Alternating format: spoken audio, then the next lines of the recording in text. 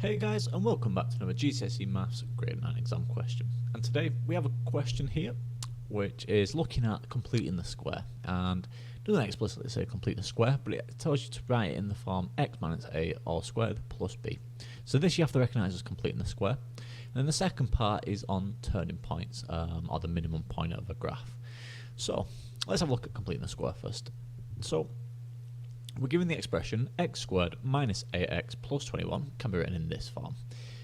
So how do we complete the square? Well, remember, we just follow a couple of steps. Now, because the coefficient of the x squared is 1, we can start completing the square straight away. So we don't need to worry about doing anything to that. What we're going to do is we're going to half the coefficient of the x here. So this is your bx. So we're going to half the b. So what's half of minus a? Well, that's going to be minus 4. So what you do is you write x minus 4. Like so. Now we square this bracket. So we're getting it in this form here. This is your x minus a all squared. So that's my x minus a. How do we get this last bit though, this plus b? Well, what we do is we square this number here. So minus 4 squared would be 16, right? But we take the negative square. So that's going to be minus 16. And then we add on the original still. So our plus c is 21, so we add 21 to that. And when we simplify all this, what we're going to get? So this won't change, so this is x minus 4 all squared. And what's minus 16 plus 21? Well, hopefully you're going to tell me that that is plus 5. So plus 5 for that bit.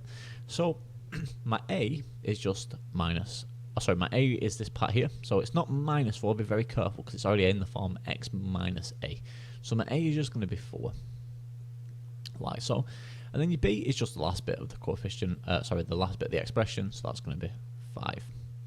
So that gets us the first 3 marks. So it's just taking it step by step. So you always half the coefficient of the x, to get this b term here, the a term, and then you just carry on simplifying by squaring, take the negative square, and then simplify from there. And now for part b, we're given the equation of a curve is y equals f of x, where f of x is the expression that we worked out already. So use this to help you, right? Now this is only a 1 mark question, so you've got to think to yourself, surely this is, nothing too intense. It's probably going to be using the previous part of the question. And they give you a sketch of the graph here. So this is this expression, x squared minus ax plus 21 as an expression. So this is 21 units up here. And not that it's going to be that helpful or anything, but we'll just jot it down anyway. And we have to find the minimum point. So they tell you this is the point M here. So we're looking for what the coordinates of that point there are. So completing the square is brilliant because it tells you the coordinates actually of a quadratic. And this is one of the key reasons why it's taught at GCSE. Like it's very helpful, especially if you're going to do A level, for finding differentiation, stuff like that. And they're very handy and they go hand in hand. So how you work out the coordinates of the point M? Well, it's dead easy. All you do is look at the expression we got here for the completed square. So we had this expression here, x minus 4 squared plus 5. So one of these is going to be my x coordinate, and one of them is going to be my y. Now, both of these coordinates have to be positive, right? Because we're in this quadrant of a Cartesian graph.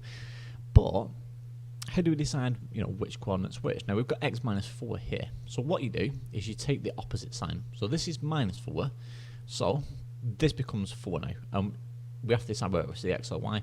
Well, because it's in this bracket here, this is my x coordinate. So my x coordinate is 4. So it's 4 along. And how many units up is it? Well, that is just the b term at the end. So that is 5, like that. And that's all you have to do for finding the coordinates of the turning point or the minimum point, or even the maximum point if it's a negative quadratic. So always look at your completed square expression. Change the sign here. So if this was plus 4, for example, it would have been minus 4. Because this is in the this quadrant here, they both must be positive coordinates. So I hope that's okay. That gets us all 4 marks there.